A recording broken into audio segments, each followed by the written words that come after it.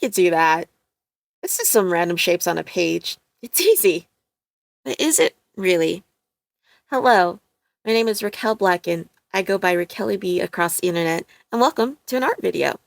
In today's video, watch as I demonstrate how I made this abstract painting using about 3 to 4 colors. I'll be explaining my technique while discussing abstract art. Let's get started. Alright, so my painting process with gouache usually follows a similar method every single time, regardless of the subject or the size of the painting. I usually work with these 3 principles in mind. First, thin to thick, large to small, translucent to opaque. These work together. Combining these 3 principles together gives you each stage of my process in general. This means that the first stage is where I cover large areas of the canvas slash paper with thin washes of translucent paint. The second stage is that I then block in medium shapes or the silhouette with semi-translucent, almost opaque paint. And then the third and final stage is I paint using small, fine detail using opaque paints. This could also be called indirect painting, as I'm using many layers to refine the form to get the final image. In this demo thus far, I am in the first stages. I am whacking color onto the canvas. There's not an initial plan. I wanted to play around with the paint with the color. You can see that I'm using thin washes, and they look like stains. I am slowly going to build up the color, keeping composition in mind. Yes, indeed, this painting has composition. All images do, even in abstract. Let's first define the topic. What is abstract art? According to artrise.com, believe it or not, I did look it up. Abstract art is art that does not represent an accurate depiction of visual reality, communicating instead through lines, shapes, colors, forms, and gestural marks. Those are the common elements of art: line, shape, texture, form, space, value. Every image that you see has a combination of these about 7 things. Let me count. Yeah, I think it's 7. Yeah, I probably should. Yeah, that's no, that's 6. Girl, I can't count. Anyways, back to what I was talking about. Okay, the elements of art are the common elements of art are utilized to communicate to the viewer. It is an artist's mastery of these elements that makes striking art which resonates with the viewer.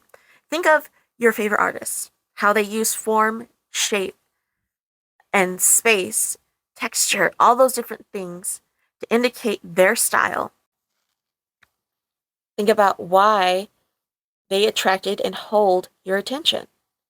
Compare a Van Gogh to a Leyendecker. They both utilize color in their shapes and their lines in very specific ways. That is how you know, like, a certain piece is done by an artist. Painting this abstract helped me understand and realize my mastery of the elements of art. At first, I would have said, I was just making some random strokes. It was really random, and I don't know why I did what I did.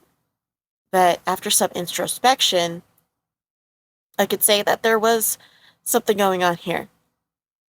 I could not say a few years back if I attempted at like anything towards abstract, it would be the same, have the same sort of impact visually. And this might seem like highfalutin and like I'm over contemplating things, but hear me out. Why did I choose the colors that I chose? How did I know when to stop, like when the painting was done? And why those spacings and shapes and that placement? The seemingly random now has a bit of reason, maybe a little bit of logic. The first few marks were indeed random. But as I added to the piece, my choices were dictated by what I think looks pleasing. And that is dictated by and influenced by the thousands of hours of practice, of muscle memory, and pattern recognition. As they kick in, they influence every single mark and choice that I've made in this painting.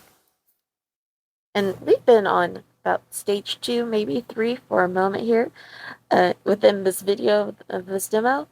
And I will have to say that the second and third stage in this particular painting did get kind of muddled together.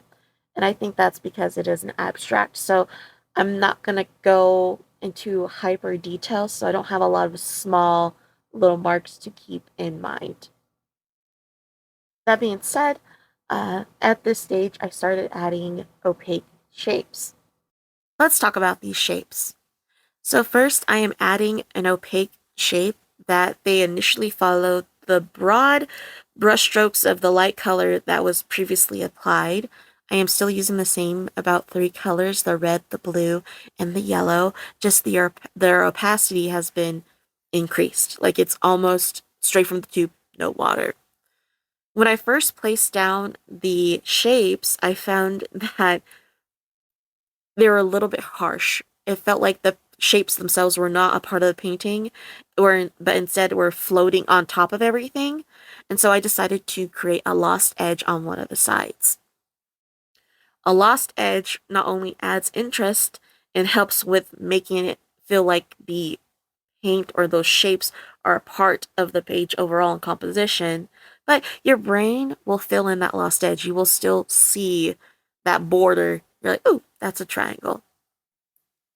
To get a lost edge and to do this technique is really about water control. As you can see, I switch between 2 brushes. One brush is a round, and that is placing down the opaque paint, and the other is a flat square. The flat square, it has no paint on it, and I am just using water to dilute the edge and then drag out in the shape and form of the triangle to make it bigger and make it fade away in its shape. And I'm going back in here with opaque paint and then that round, which is kind of is like drawn with a brush, not a brush, drawn with a pencil or a pen to sharpen up that edge and make it straighter because it was kind of had a little bit of a curve to it. It still does, but it just wasn't as sharp as I would like it. So I'm going in, and then because the paper is still wet, I am going in, placing the opacity down, trying to get as sharp of a point as possible and as straight of edge as possible, and then tickling, I like to call it tickling, the paper that is still wet with the tip of the brush to spread the pigment.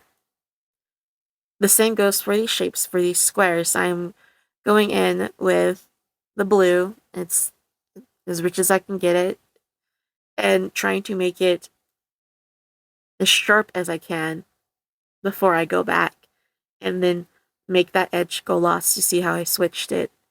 And there's no paint on it. There's just a little bit of water. It's a damp brush, and I'm blending out that edge. When it comes to the placement of these shapes, I was considering the overall composition of the image. Because when it comes to composition, you have to consider shape, line, focal points, and spacing. And I was looking at the page before I placed down another mark or another brush stroke or what have you to look at the overall balance of the image. Like, where do I want a focal point? And when something has focus, it usually is rendered more, has more detail, and is stronger in color. And so I wanted to have a flow about the page. And I had set the precedent with my previous brushstrokes. And I overall like to have some sort of balance within the page, right? It kind of makes your eye go whoosh. I call it a whoosh. You guys can't see me. Hand gestures, y'all can't see. This is narration once again. But just fill in your spirit. Fill it in your spirit. as I as I look at the page, I look at it and I'm like, okay, these lines direct you to go here. This line goes to here, but where does that direction end? Where does it go? And then so I put placement there. So the triangles kind of direct your eye to somewhere, and then the squares are like, this is where you're supposed to be. That's the destination. During this whole exercise, I edited it out, but I spent a lot of the time taking a step back and looking at the image as a whole and gauging where I was in the process, if I liked the composition, where things were in the coloration, and they would come back and make a mark. Most of the process was me just spent making decisions. And at this point, I felt like something was missing, and it was because the painting to me felt a little bit too light. It lacked contrast. So I decided to add some. And when I say contrast, I mean in values, okay? Like darks to lights, not just color. That's like the chroma or hue. So I, as you saw previously in my little pan, my little palette, I mixed up my dark color. I mixed up Prussian Blue and burnt sienna to make that dark near black. And I recommend majority of the time, at least for my own style and process, I tend to make my own dark colors. I tend to mix them, especially if I'm trying to get a black, because it's less harsh than just a black out of the two. For example, look at the tape that I have on here to give that crisp edge and border. That is pure black. That's black, black, black. But it's also really harsh versus what I'm using now, which is a kind of toned down gray, which matches the tonality of the image because burnt sienna is a form of red and the Prussian blue is already on the page. So it does mix well and go well with the color harmony, which is another thing you have to keep in mind. There are a lot of things that you need to keep in mind when you paint. It's just and to get a handle on them, it's honestly putting in the work, put it in the time, put it in the practice. And you can always simplify the practice by focusing on one at a time or one technique or an element at a time. But I would also challenge you is after you focus on it, try to engage that or all of them together in a larger composition or painting that uses them. That's just my hint. That's just my tip. So again, I am going in here with the same principle, adding in the dark shape, and this time using, rectangles that are longer, more horizontal in orientation, and then fading out their edges so it is consistent with the page. And I didn't want to add too many, but I just wanted to add enough to add grounding back into the page. And now we are at the most satisfying part, that crispy edge. Look at that, crispy, crispy edge. In conclusion, there's a lot more that goes into abstract art, and it's not as easy as one would lead themselves to believe. Abstract art still uses fundamentals such as elements of art and composition to communicate with the viewer. The next time you see an abstract painting, I challenge you to look for those elements. Alright, that's the end of the video. I appreciate you taking your time in your day to see it. Like, comment, and subscribe, YouTube. Just know that, if anything, I encourage you to make something today. We're all human, and it's a beautiful thing. To be human means we get to be creative, curious, and courageous. So, go make a thing today.